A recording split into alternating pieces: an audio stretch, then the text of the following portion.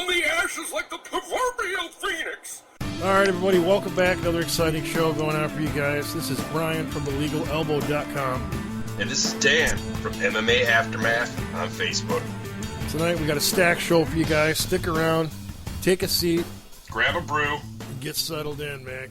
All right, thanks for joining us, everybody, man. Good night of discussion for you guys. Legal Elbow Radio Show. Tonight we're talking about Shogun Rua facing Dan Henderson, UFC Fight Night 38. It's going to be a good time had by all, but this card is lacking a little bit. I'm glad it's not a pay-per-view. We are going to talk about the top fights of this card and then run on to some news. But what's your first thoughts of this card, Dan? Like you said, it's a good thing that we're not paying for this. I've lost a lot of money paying for pay-per-view events that are lackluster, half-assed, and bad, you know. I spent almost $1,200! I would say that's probably accurate in the money we've kind of spent looking at pay-per-views and all this other shit. It's just, but it's also a smack in the face to Shogun and Hendo, man, because it's like, these are two legends going at it. You couldn't stack this card better for them, you know? A little better draw? I don't know. It seems like it's a little short. They shorted them a little bit, but, you know. Yeah, I mean, they're pretty much holding the card, you know. It's basically on their names, you know. There's some other good guys in there. Fabio Maldonado, I like him, man. He's not a huge name in the sport, but I mean, you know, he's good. He's good at what he does. Steven Seiler is fun to watch. You know, Diego Brandao will chop. That should be a good one.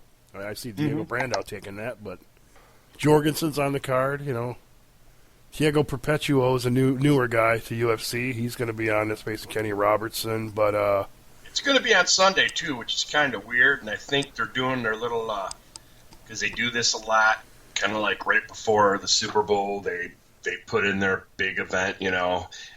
They put in a big event, and right before other, like 4th of July, they'll do some stuff. This is like after an event, though. After the March Madness weekend is over, they got this coming in, I guess. I don't know. I'm trying to figure out why it's on a fucking Sunday, I guess. Yeah, I don't know what the heck's going on tonight in order to do this, but doesn't make a ton. It doesn't. Yeah. Oh, yeah, we go March Madness and all that shit. Yeah.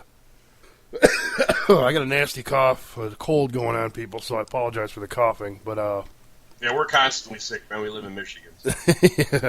yeah, it's hot, cold, so we're constantly congested. But to kick it off, man, we might as well run over John Valente, Fabio Maldonado, which I think is an interesting fight because you got Fabio Maldonado, in my opinion, almost dropping the guy taking on John Jones, but then taking a loss. But Joey Beltran. Oh no, Joey Beltran. Oh yeah. He sent Beltran right out the door again. It's like, hey, you're out of here, man. Later. I mean, if you're going to be a top dog at UFC, you can't beat Fabio Maldonado. And I'm not even ragging on the guy. The guy's good. Like I said, he's good at what he does. But if you can't beat him, you're not going anywhere in UFC. No. You know what I mean? Because he's limited skills. I mean, he's a straight up boxer that's learning a little bit here and there. But I think he's pretty much dead set at what he wants to do. But John Valente, interesting fighter, pretty well versed. But I think we're going to see a stand up battle, and it should be pretty interesting, man. I think we could see another, boxing. This guy was an undefeated boxer, too, by the way. If people don't know that, Maldonado was. He's got some punching power, man, so Valente could be on a rough road here. It's going to be a rough night for him, man. Who knows? Yeah, I got Valente winning this one, man, just because what you're saying alone is his fucking hands. I see him boxing his fucking Maldonado's ears in. It could be, man. Pedigree, and I'm fucking... He's got great kicks, too, man, so...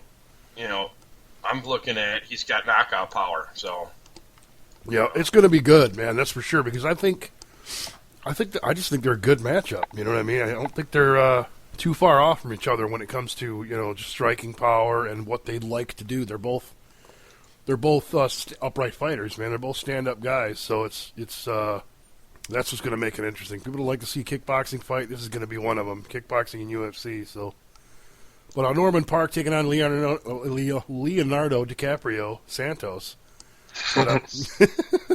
But not a, Norman Park's a fun guy to watch, man. But Leonardo Santos, it's almost like I probably shouldn't even mention this fight because we just don't know much about this guy yet. He's new. He's new to the UFC game. He's coming over from Brazil, so.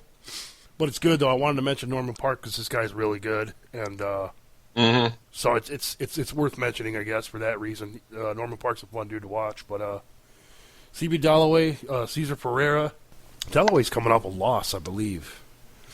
And so this will be interesting to see if Cesar Ferreira could pull off an upset because I would think Dalloway might be a little out of this guy's league. I don't know, man. I don't know much about Ferreira, so I can't. It's not that stacked of a card, people. I apologize. That's why we're going to get on to the main event and get on to some news after this. But kick off the main event, brother. I'm probably tired of hearing my voice. No, man. I just want to touch on CB Dalloway's loss to Tim Bosch. Yeah, he's got. We'll see what's going on with that, but CB needs to fucking win here. Yeah, and he was acting like a real clown in that fight too. I don't know if you remember that. He was acting like a real dickhead in that fight.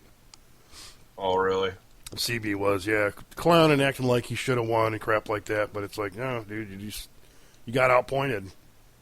Now we're going to go on to the main event, which, like I said in the beginning, should have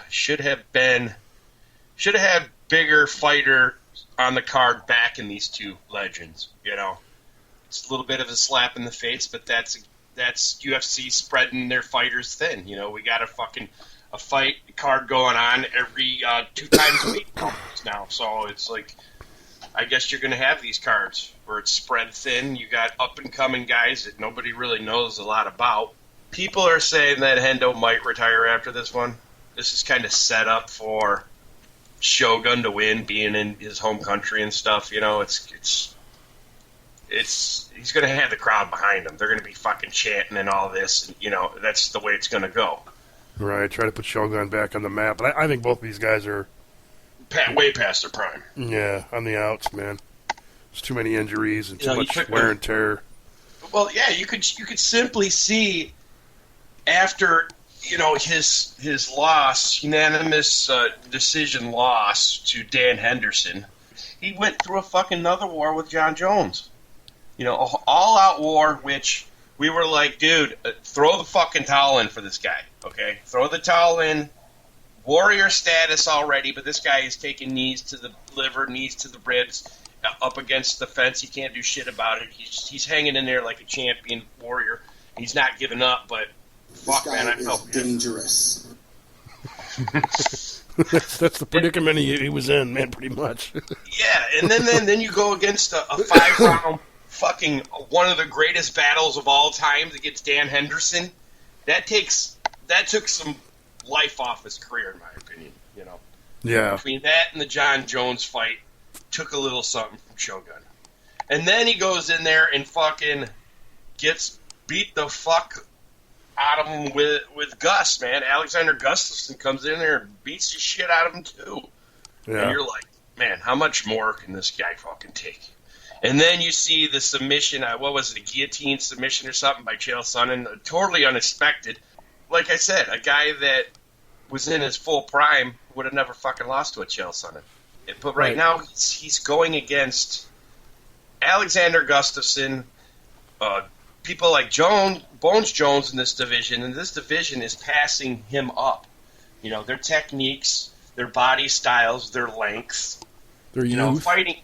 Exactly. Yeah, a Gus and a Bones Jones, the reach that they had on Shogun was fucking ridiculous. And to rain down elbows and strikes on him, it's just, he doesn't belong in this division, or maybe even in the UFC anymore, in the top tier of the UFC at least, in that division. There's no way. And that's what we talked about last time. Maybe we can have another fucking belt for the aging fighters that are like 35 and older that still have something to prove, but just not the top tier.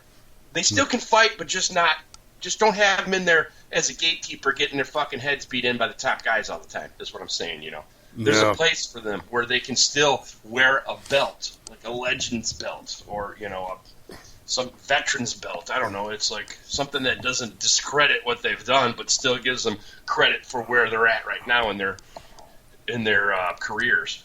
You know, but Come up with like a gatekeeper top 10 list or something to go over. yeah, I'm gonna let you touch on this a little bit more, and I'm gonna add a little bit more to it. But yeah, it's gonna be a good fight to watch, in my opinion, because I want to really see where these two guys are at. I think between these two guys, Dan, it's just a matter of who's got it left in the tank. Really, I mean, I think who has still got the chin for a Henderson, and vice versa. You know, I suppose we could see possible knockout, but if Hendo goes in there, you know, with the H-bomb, thinking he's going to land the H-bomb over and over repeatedly, we might even see a submission. Who knows?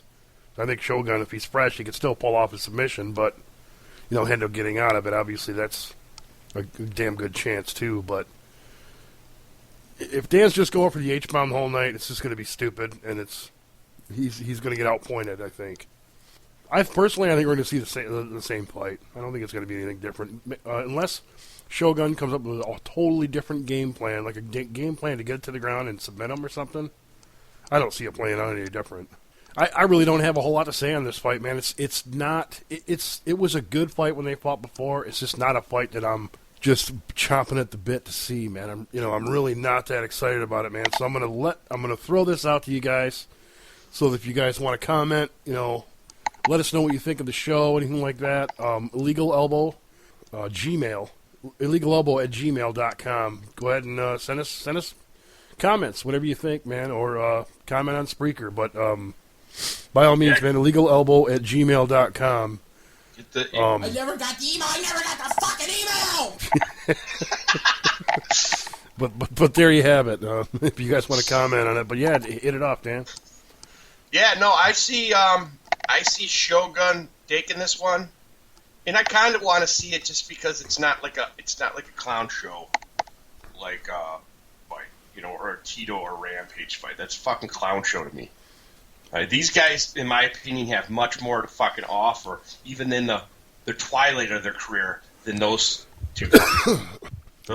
These guys are fucking true fighters. They're fuck all the intro bullshit. These guys just want to get in there. They want to fucking scrap. That's what's going to happen. You're not going to get prime Shogun. You're not going to get prime Hendo. But them being at where they are right now will be an equal match. And I think if Shogun can watch out for the H-bomb, because we know that Dan Henderson, you know, you just got to step out of the way of the fucking H-bomb and you'll get fucking frustrated. Just like, who was it that did that? Machida? Just kept fucking stepping out of the way of the H-bomb, no problem. You know, he got frustrated. Yeah. And if they take something from the Machida fight, because that's Dan's fucking weapon, man, his fucking knockout power. So Machida might have to get some jiu-jitsu going here. If he wants to stand and bang, hey, that's it. We're going to see another fucking bloodbath. But if he wants to try jiu-jitsu, he might have a little bit more chance. But for the most part, they're two prideful dudes. It's going to get played out in the center of the ring with blood. Hell yeah. I'm going to have to say Shogun in this one, man. Yeah, it's hard for me to say who I think will win, man. I think point fighting, maybe, and the loss of gas tank when it comes to Shogun, I'm going to call Hendo, just for shit's sake. All right, man. Steadfast. And God beer. LegalLobelRadio.com. MMA Aftermath on Facebook. We're out of here. Later.